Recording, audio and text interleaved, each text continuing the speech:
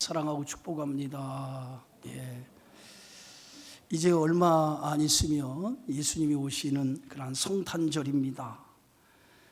성탄절을 맞이하기 위해서 우리가 준비되어져 있어야 되는데요. 성경은 재림의 주님을 맞이하기 위해서 두 가지를 갖추라고 이렇게 우리에게 당부하고 있습니다. 그 하나는 정신을 차리라, 또 하나는 깨어 있으라. 이 두 가지를 우리에게 말씀하고 있는데요. 정신을 차리라고 하는 말씀은 세상 것에 의지하지 말라고 하는 의미를 가지고 있고요. 깨어 있으라라고 하는 것은 준비하며 예수님의 오심을 맞이하라고 하는 그런 당부의 말씀이 되어지는 줄 믿습니다. 이제 예수님이 오시는 이 성탄의 절기 속에 정말 깨어서 준비해서 주님을 맞이할 수 있는, 그래서 기쁨으로 오시는 주님을 영접할 수 있는 성탄절이 되기를 주의 이름으로 축원합니다.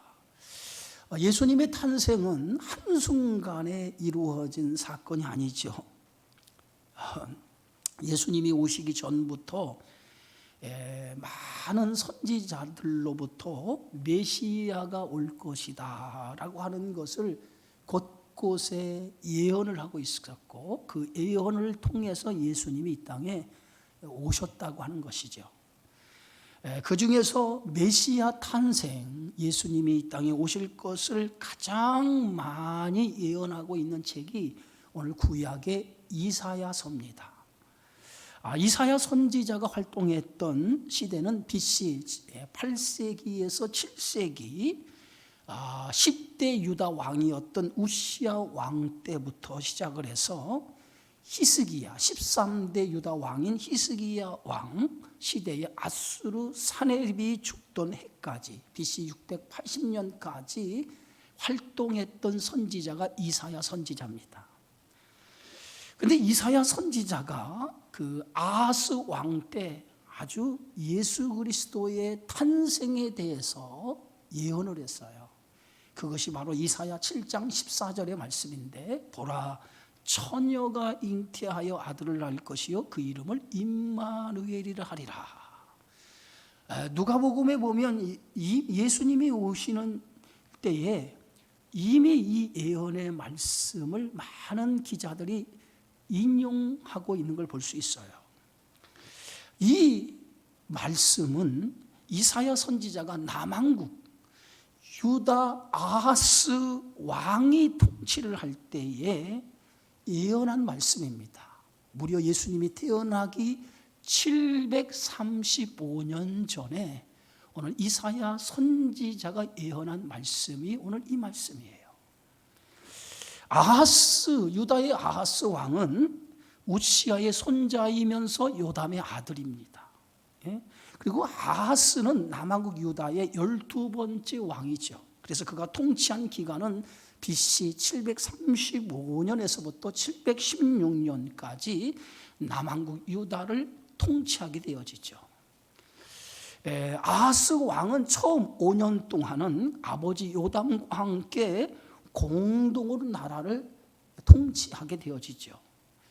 이 역대기서에 보면, 왕사가라고 하는 역대기서에 보면 아하스 왕의 행적에 대해서 기록하고 있는데, 이 역대기사가는 아하스 왕은 어떤 왕이냐, 한마디로 가장 악한 왕이었다라고 이렇게 역대기 기자는 아하스 왕을 평가하고 있어요. 그런데 이 아하스 왕이 가장 악한 왕이라고 평가받은 이유 중에 하나가 뭐냐면, 이 아하스는 몰렉이라고 하는 이방 신을 섬기고 또 그 밖에 많은 우상을 섬기는 왕이었어요. 그래서 그의 아들을 불태워 몰렉 신에게 드리기도 했고요.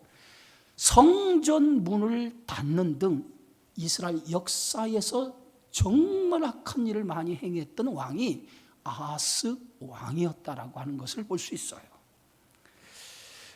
오늘 이 아하스 왕은 이 다스리던 그 시대는 이 이스라엘이라고 하는 나라가 남왕국과 북왕국으로 나누어져 있는 상태예요. 바로 마치 남과 북이 분단된 것처럼 한 나라가 두 나라로 나누어져 있었어요. 남왕국 유다 두 지파를 중심으로 한 나라, 그다음 북왕국 이스라엘 10지파로 중심으로 해서 이렇게 나라가 쫙 나누어져 있었어요. 그런데 이 남왕국 유다는 당시에 이 아하스라고 하는 왕이 통치를 하고 있었고요, 북왕국 이스라엘이라고 하는 나라는 베가라고 하는 왕이 통치하고 있는 시대였어요. 그런데 당시 고대 근동의 정치 지향을 보면 그 당시에 가장 강대국이 누구냐면 아수르라고 하는 나라였어요. 그래서 아수르가 가장 강대한 나라로 그 시대를 평정하고 있었을 때입니다. 이 당시 이 아수르 그 왕은 디글랏 빌레셋 3세가 통치하고 있던 시대인데, 그가 점점 그의 세력을 서남쪽으로 확대를 해가고 있었던 시대예요. 이런 정치적인 지형, 정치적인 상황 속에서 가장 큰 위협을 느꼈던 나라가 어느 나라냐면 아람이라고 하는, 아수르와 대항할 만한 아람이라고 하는 나라가 큰, 지금 시리아죠. 그 나라가 정치적인 위기의식을 느껴요. 그래서 그 위기의식을 느껴서 북왕국과 연합을 하고 그 연합을 통해서 아수르를 대항하고자 합니다. 그런데 이때 이 남왕국 유다, 형제국이라고 하는 이 남왕국 유다는 반대로 친아수르 정책을 펴게 되어졌어요. 그래서 친아수르 정책을 펴게 되어지면서 그 남왕국, 북왕국과 아람이 동맹을 맺자고 하는 그 제안을 거절해 버려요. 오히려 이 남왕국 유다의 아하스 왕은 강대국인 아수르를 의지하는 것이 훨씬 정치적으로 이득이 있다라고 판단을 한 거예요. 그래서 동맹에 가입하지 않고 수로 독자 노선을 취하면서 친아수르 정책을 피게 되어지는 거죠. 여러분, 이스라엘이라고 하는 나라는 어떤 나라입니까? 신정국가예요. 신정국가라고 하는 건 하나님이 통치하는 나라가 이스라엘이에요. 그래서 원래 이스라엘에는 왕이 없었어요. 하나님이 직접 통치했기 때문에. 그러나 백성들이 왕을 요구하니까 할 수 없어 하나님이 왕을 세운 것이지, 실제로 이스라엘은 하나님이 통치하는 나라예요. 그렇기 때문에 이스라엘이 정말 의지하고 의존해야 할 분은 전능하신 하나님을 의지해야 되는 거예요. 그런데 유다는 참된 왕이신 하나님을 의지하지 아니하고 세상의 나라에 기대며 세상 나라에 의지하게 되어졌다는 거예요. 아하스가 연합을, 병명을 맺지 않은 것이 문제가 아니고 아하스를 의지한 것이 그것이 문제가 아니고, 더 큰 문제가 뭐냐면 하나님을 의지하지 않고 세상의 가치, 세상의 힘에 의지한 것이 더 문제였다라고 하는 것이죠. 아하스 왕의 이런 행동의 모습 속에는 그가 어떤 가치를 붙들고 세상을 살아가고 있느냐라고 하는 것을 아주 잘 보여주고 있다라고 볼 수 있어요. 그런데 이 아하스 왕의 모습은 비단 아하스의 모습만이 아니라 오늘 이 세상을 살아가고 있는 우리 그리스도인들의 삶의 모습을 아하스 왕을 통해서 비춰지고 있다는 거예요. 아람 느신과 북왕국 베가는 이제 아수르를 대항하기 위해서 친아수르 정책을 펴고 있는 남왕국 유다를 공격하기 위해서 먼저 예루살렘을 침공하게 되어져요. 왜냐하면 서로 동맹을 맺지 않으니까 이제 그들은 아수르로부터 위협을 받게 되어지니까 이 아수르로부터 자신을 지키기 위해서 먼저 친아수르 정책을 피고 있는 남왕국을 먼저 쳐서 남왕국을 무너뜨려야겠다라고 하는 생각이 그들의 생각이었어요. 그래서 그들이 연합을 해서 동맹을 맺어서 그들이 예루살렘을 침공해 오기 시작합니다. 이때가 아하스 왕이 아버지 요담과 함께 공동으로 나라를 통치하고 있었을 때예요. 오늘 이사야 7장 1절에 이렇게 성경을 말합니다. 우시아의 손자요 요담의 아들인 유다의 아하스 왕, 아람의 느신 왕과 르말리아의 아들 이스라엘의 베가 왕이 올라와서 예루살렘을 쳤으나 능히 이기지 못하니라. 이렇게 기록하고 있어요. 아람과 북왕국 이스라엘이 연합하여 예루살렘을 침공해 왔어요. 그러나 그들은 1차 침공에 실패를 하고 말아요. 그리고 나서 다시 그들이 아람과 북왕국 이스라엘이 다시 동맹을 맺어서 2차 예루살렘을 침공해 오기 시작을 합니다. 그런데 이 소식을 오늘 성경에 보면 어떤 사람이 다윗의 집에 알려줬다 그랬어요. 이 다윗의 집이 뭡니까? 유다를 가리키죠. 그래서 오늘 성경 7장 2절에 보면 어떤 사람이 다윗의 집에 알려 이르되 아람이 에브라임과 동맹하였다 하였으므로 왕의 마음과 그의 백성의 마음이 숲이 바람에 흔들림같이 흔들렸더라. 이 아람과 북왕국 이스라엘이 동맹을 맺고 그 동맹으로 제2차 예루살렘을 침공해 온다라고 하는 그 소식을 듣고 아하스 왕이 얼마나 두려웠으면 그 두려움의 표현을 오늘 이렇게 표현하고 있어요. 숲이 바람에 흔들리는 것처럼 흔들렸다는 거예요. 시적인 표현이지만은 오늘 아하스 왕의 이 아람과 북이스라엘이 공동으로 연맹해서 예루살렘을 침공한다는 그 소식을 듣고 두려워했다는 거예요. 마치 숲이 바람에 막 흔들리는 것처럼 두려워 떨었다는 거예요. 여러분, 사탄은 언제나 상황이라고 하는 것을 통해 우리를 두렵게 만들어요. 코로나 팬데믹 현상이 지금 2년째 계속되고 있어요. 어떤 학자들은 이 코로나 팬데믹이 2025년까지 갈 것이라고 이렇게 말하는 사람들도 있어요. 이 코로나 팬데믹으로 인해서 일상이 멈추고 우리의 삶의 패러다임이 통째로 바꿔지고 있어요. 저는 개인적으로 이 코로나19를 통해서 하나님께서 오늘 믿는 우리들의 믿음을 시험하고 계신다라고 이렇게 생각을 합니다. 여러분, 시대만 달랐지 언제나 어려운 상황은 있었다는 거예요. 오늘 21세기 살아가는 우리에게는 이 팬데믹이라고 하는 코로나19를 통해서 팬데믹 현상이 우리에게 일어났지만은 이전에 훨씬 역사를 거슬러 올라가다 보면 언제나 역사 속에는 항상 이렇게 어려운 문제들이 우리 그리스도인들 앞에 놓여져 있었다는 거예요. 그때마다 믿음의 사람들이 어떻게 그 어려움들을, 그 문제들을 극복해 나갔는가라고 하는 것을 성경을 통해서 우리에게 조명하고 있어요. 여러분, 그 대표적인 예가 초대교회 성도들은 매일매일 박해 속에 살았습니다. 하루하루를 살아가는 것이 그들에게는 두려운 일이었어요. 목숨을 내놓지 아니하고는 살아갈 수 없는 두려운 일들이 매일매일 그들에게는 펼쳐졌습니다. 그런데 그런 두려움 가운데도 그들은 믿음을 지키며 살아갔다는 거예요. 초대교회 성도들이 그런 어려움 속에 믿음을 지킬 수 있었던 것이 뭐냐? 하나님에 대한 굳건한 믿음이 있었기 때문이라는 거예요. 어렵고 두려운 상황이 우리에게 일어날 수 있어요.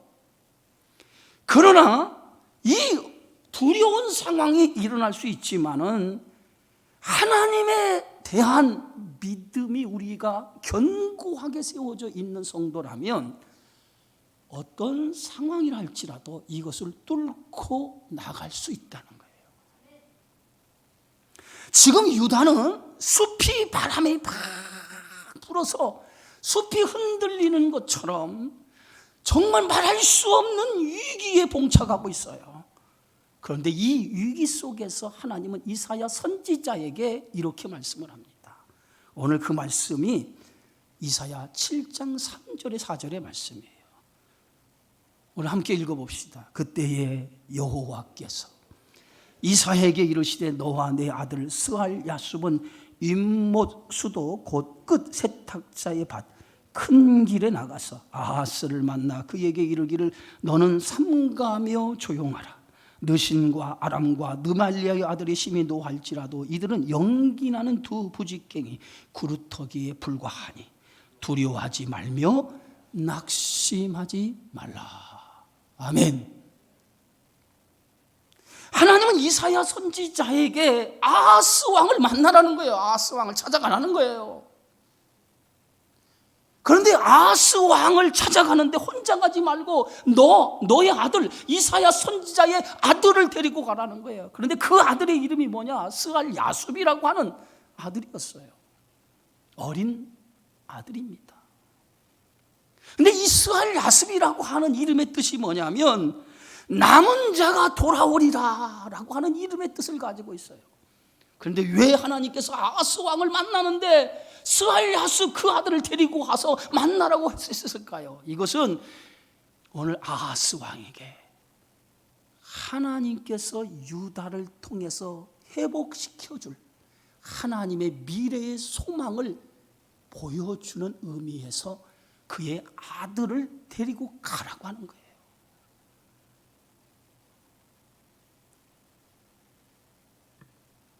하나님은 이 아하스 왕에게 스알 야숲을 데리고 가서 하나님께서 유다를 통해서 행하시고자 하는 그 계획, 회복의 그 말씀을 전하라는 거예요. 그러면서 아하스에게 이사야 선지자로 하여금 두 가지를 전하라고 말씀하지요. 두려워하지 말고 낙심하지 말라. 그들은 연기와 같고 타다 남은 부직갱이와 같으니라 라고 말하고 있어요. 여러분, 연기라고 하는 것은요, 바람이 불면 연기는 날아가 버려요. 아람과 북이스라엘을 연기에 비유한 것은 그들은 바람이 불면 날아가는 것과 같은 것이라는 거예요. 또 하나는 타다 남은 부직갱이라고 말한 것은, 여러분, 이 부직갱이가 뭔지 아세요? 예. 어떤 사람은 이 부직갱이를 연탄찍기로 하는 사람이 있는데, 부직갱이가 연탄찍기가 아니라 부직갱이는요, 아궁이에 불을 때울 때에 그 아궁이의 불을 잘 태우기 위해서 나무 하나 꺾어다가 그 아궁이의 불을 막 헤집어서 불꽃을 살리는 역할이 하는 것이 이 부직갱이에요. 그래서 부직갱이를 막 하다 보면 부직갱이가 타다 들어가면 나중에 숫대기 나무만 남아요. 그러면 그걸 딱 버리고 또 다른 나무를 가지고 또 불을 이렇게 지피죠. 이게 부직갱이에요.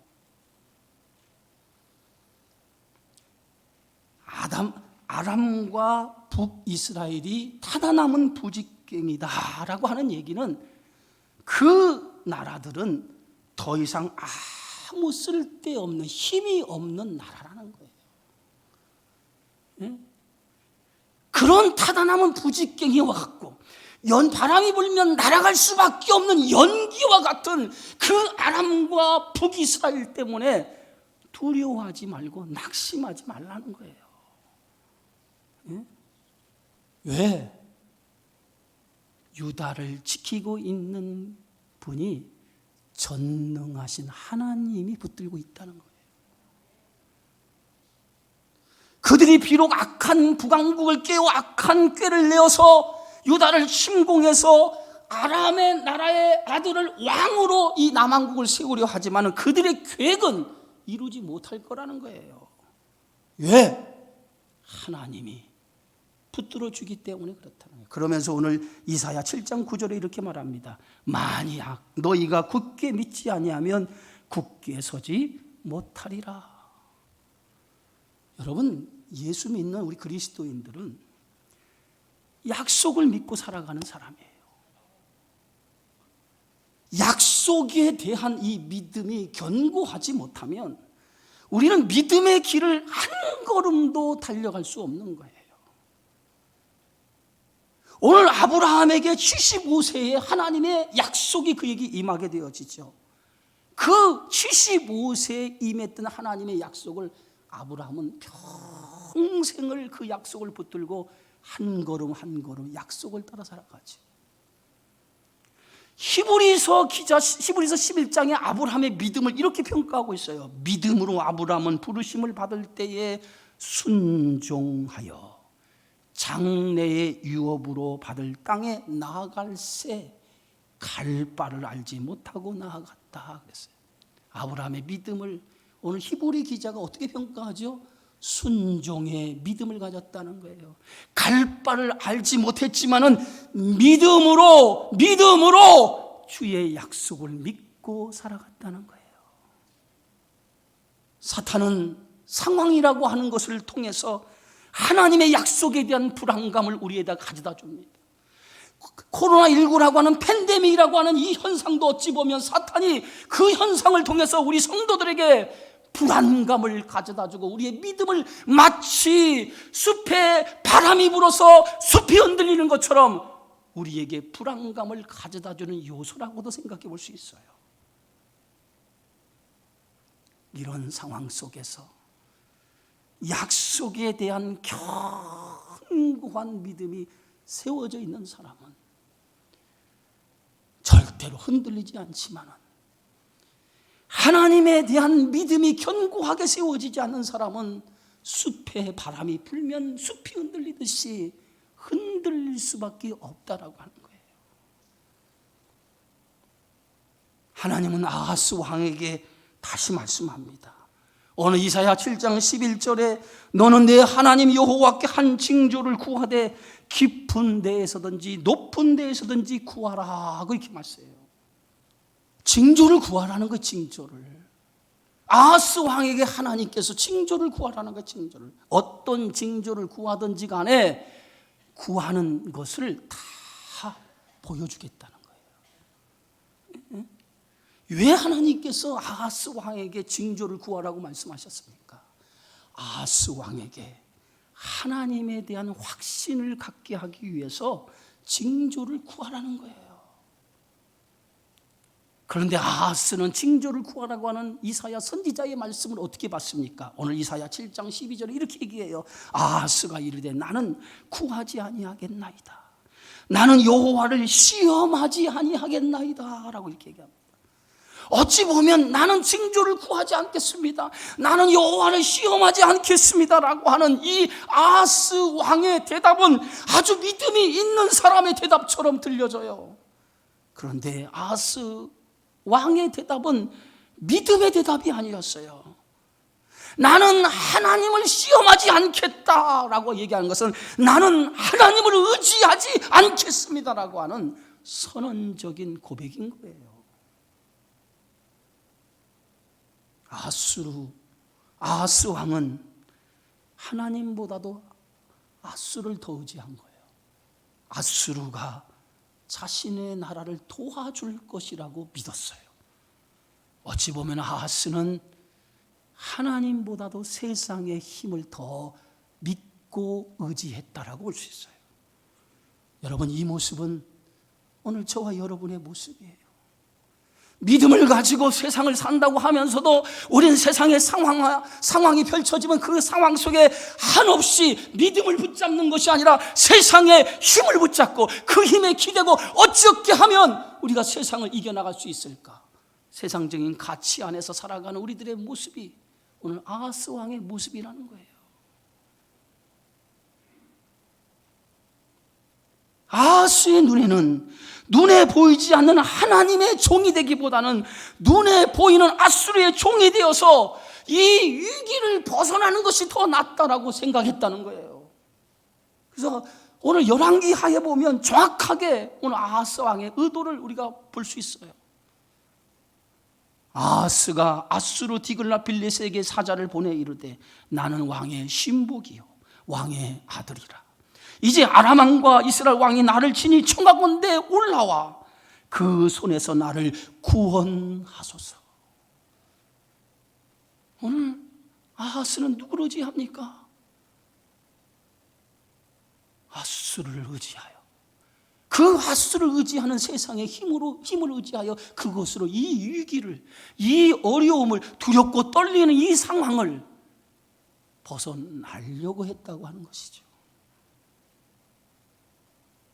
이것이 아하스의 어리석음이고 인간의 어리석음이라는 거예요. 오늘 시편 14편에 정확하게 시편 기자는 이렇게 말하고 있습니다. 어리석은 자는 그 마음에 이르기를 하나님이 없다 하는도다.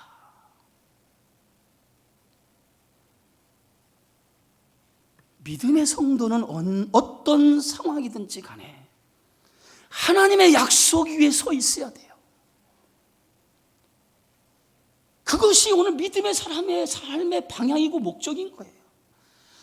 하나님이 아하스 왕을 세운 것도 그런 이유에서 아하스를 왕으로 세운 거예요.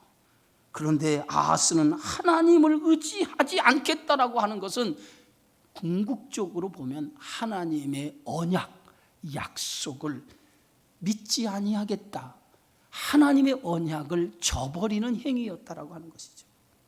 하나님의 궁극적인 계획은 어떤 계획입니까? 유다를 통해 온 인류를 구원하시기 위한 메시아를 보내요. 그 메시아를 통해서 온 인류를 죄에서 구원하시고자 하시는 하나님의 계획이 다윗의 후손 가운데 유다의 역사 속에서 그것을 이루기 원하셨다라고 하는 것이 하나님의 궁극적인 계획이었다는 거예요. 근데 아하스가 하나님을 의지하지 않겠다라고 하는 선언은 이 하나님의 구원의 계획을 받아들이지 않겠다는 거예요. 하나님의 뜻을 이루지 않겠다는 거예요.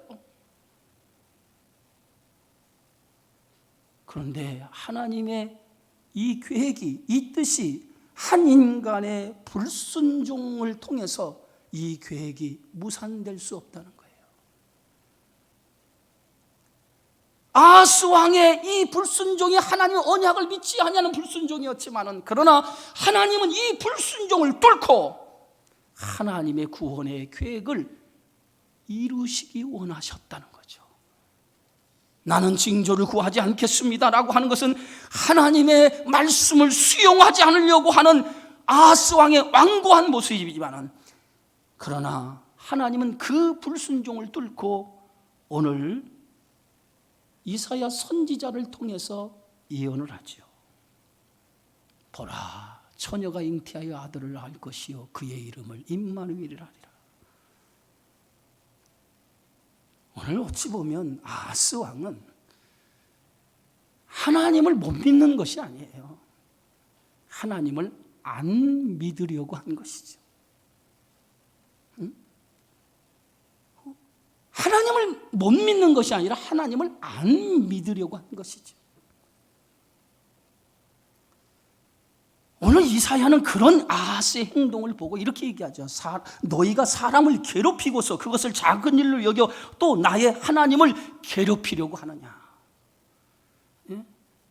이사야 선지자의 말은 곧 하나님의 말씀입니다. 그런데 이 아하스가 하나님의 말씀을 받아들이지 않는 것은 곧 자신을 못 믿는 것이고, 곧 자신을 못 믿는 것은 하나님을 못 믿는 것이라고 하는 거예요.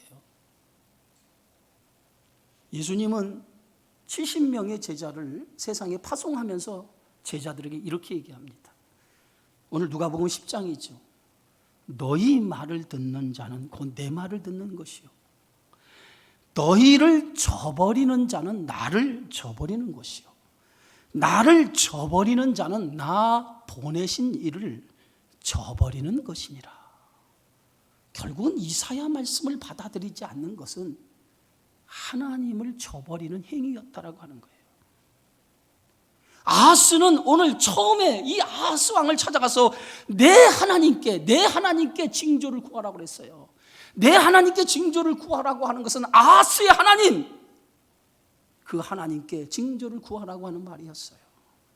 그러나 아하스 왕의 완악함과 불신앙으로 가득 찼던 그 아하스 왕에게 나중에 이사야는 이렇게 말합니다.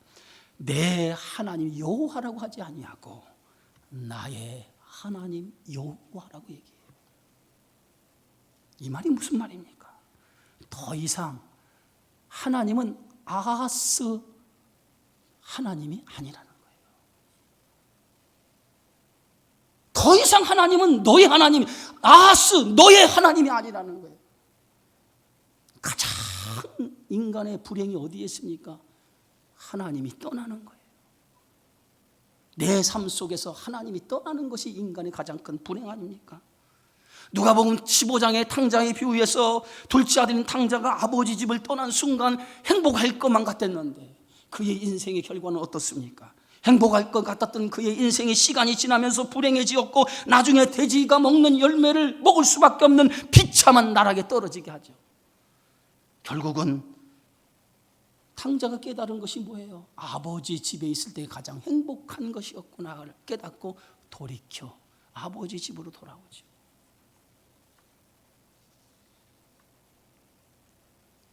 오늘 아하스 왕에게 하나님이 떠나버린 거예요. 더 이상 너의 하나님이 아니라는 거예요. 하나님 앞에 징조를 구하라고 말씀할 때 그 징조를 구하지 않자 하나님은 이제 주권적으로 한 징조를 약속을 하죠. 오늘 이사야 7장 14절입니다. 그러므로 주께서 친히 징조를 너희에게 주실 것이라. 보라, 처녀가 잉태의 아들을 낳을 것이요 그의 이름을 임마누엘이라 하리라. 아하스 왕이 하나님 앞에 징조를 구하지 않았다고 하는 것은 하나님의 은혜를 구하지 않았다는 거죠. 하나님의 은혜를 구하지 않았다고 해서 유다를 멸망시킬 수는 없어요. 그래서 하나님은 그들에게 주권적으로 오늘 아하스에게, 유다에게 하나의 징조를 보여주는 거예요. 그 징조가 뭡니까? 보라, 처녀가 잉태하여 아들을 낳을 것이니 그의 이름을 임마누엘이라 하라. 유다의 불순종, 그 불순종인 유다를 버리지 아니하시고 그 유다를 통해서 하나님의 구원의 계획을 이루시겠다라고 하는 약속을 하나님께서 선언하시는 거예요. 하나님의 구원의 역사는 인간의 불순종을 뚫고 나타난 거예요. 비록 아하스 왕이 징조를 구하지 않았지만 하나님이 친히 징조를 보여주심으로 인해서 인간을 향한 구원의 계획이 멈추지 않았음을 이 선언을 통해서 우리에게 보여주고 있다는 거예요. 아담과 하와의 불순종을 통해서 죄가 들어왔어요. 그 죄의 결과는 사망입니다. 그러나 하나님은 이 죄의 결과인 이 사망을 끊어버리고 우리에게 영원한 생명을 주셨어요. 예수님이 이 땅에 오신 사건은 어떤 사건입니까? 인간의 불순종을 뚫고 이 땅에 오신 사건이에요. 왜? 인간의 불순종보다 더 큰 하나님의 사랑과 긍휼, 그것이 더 컸기 때문에 인간의 불순종을 뚫고서 예수님은 이 땅에 오셨다는 거예요. 그래서 하나님이 이 땅에 오시는 이 성탄의 사건은 하나님의 긍휼과 자비의 사건인 거예요. 그래서 요한복음 3장 17절에 하나님이 그 아들을 세상에 보내신 것은 세상을 심판하려 하심이 아니요 그로 말미암아 세상을 구원하게 하려 하심이라. 우리는 하나님을 사랑한다고 얘기해요. 그러나 우리가 하나님을 사랑하는 그 크기와 하나님이 나를 사랑하는 그 사랑의 크기, 어떤 것이 크다고 생각하십니까? 내가 하나님을 사랑하는 사랑의 크기가 크다고 생각하십니까? 아니면 하나님이 나를 사랑하는 사랑의 크기가 크다고 생각하십니까? 내가 하나님을 사랑하는 사랑의 크기가 강물 같다면 하나님이 나를 사랑하는 사랑의 크기는 바다와 같다는 거예요. 믿음은 하나님의 사랑을 아는 거예요. 나를 얼마나 사랑하는가. 나와 같은 불순종을 뚫고 나의 죄된 이 불순종을 뚫고 나를 구원하시기 위해서, 나를 위해서 예수님은 이 땅에 오신 거예요. 그게 성탄인 거예요. 바울은 그리스도의 사랑을 알고 나서 자신의 모든 것을 분토와 같이 버립니다. 그리고 그는 이렇게 고백합니다. 살아도 주를 위해 살고 죽어도 주를 위해 죽느니 내가 사나 죽으나 주의 것이로다. 바울의 이런 고백은 하나님의 사랑을, 자신이 어떤 사람이었는데 그런 나에게 불순종 같은 죄된 나를 뚫고 하나님의 사랑을 통해서 하나님의 자녀가 된 걸 너무 감사해서 자신의 모든 것을 버리고 그리스도만을 위해서 살아간다라고 그렇게 고백하고 있는 걸 볼 수 있어요. 사랑하는 성도 여러분, 우리는 지금 성탄절을 기다리고 있어요. 성탄절은 하나님이 나를 사랑하셨다라고 하는 그 사랑의 징표가 성탄절인 거예요. 보라, 처녀가 잉태하여 아들을 낳을 것이요 그의 이름을 임마누엘이라 하리라. 우리의 불순종을 뚫고서 나를 사랑하신 그 사랑의 증표로 예수님을 이 땅에 보내시는 거예요. 예수님은 임마누엘로 오셨어요. 임마누엘이라고 하는 뜻은 뭡니까? 너희와 항상 함께 하리라. 영원히 우리와 함께 하시기 위해서 오신 거예요. 세상의 것이 마치 숲에 바람이 불듯이 숲이 막 흔들리는 그런 두려운 상황이 우리에게 펼쳐진다 할지라도 주님은 그 가운데 나와 함께 하시기 위해서 오늘 이 땅에 오셨다는 거예요. 코로나 팬데믹이라고 하는 그 어두움의 것들이 우리를 막 흔들어도 두려워하지 마세요. 낙심하지 마세요. 주님은 임마누엘로 이 땅에 오셔서 나와 함께 해주시는 줄 믿습니다. 마태복음 28장에 주님은 마지막 하늘로 승천하시기 전에 마지막으로 우리에게 당부하신 말씀이 볼지어다 내가 세상 끝날까지 너희와 항상 함께 있으리라. 세상은 힘든 것이 없을 때가 없어요. 시대에 따라서 위기는 다 있었어요. 그러나 그 위기를 어떻게 이겨나가느냐? 우리 그리스도인들은 하나님의 약속을 붙고 주님이 나와 함께 하심을 믿는다면 그 믿음으로 어떤 위기도 이겨나갈 수 있으리라 믿습니다. 임마누엘로 오시는 그 주님을 의지하시면서 주님과 함께 한 걸음 한 걸음 믿음의 길을 걸어가는 우리 주님의 교회 성도들이 되어지기를 주의 이름으로 축원합니다. 거룩하신 아버지 하나님 감사합니다. 숲이 바람에 의해 흔들리듯이 우리 앞에 수많은 어려움들이 놓여져 있습니다. 그중에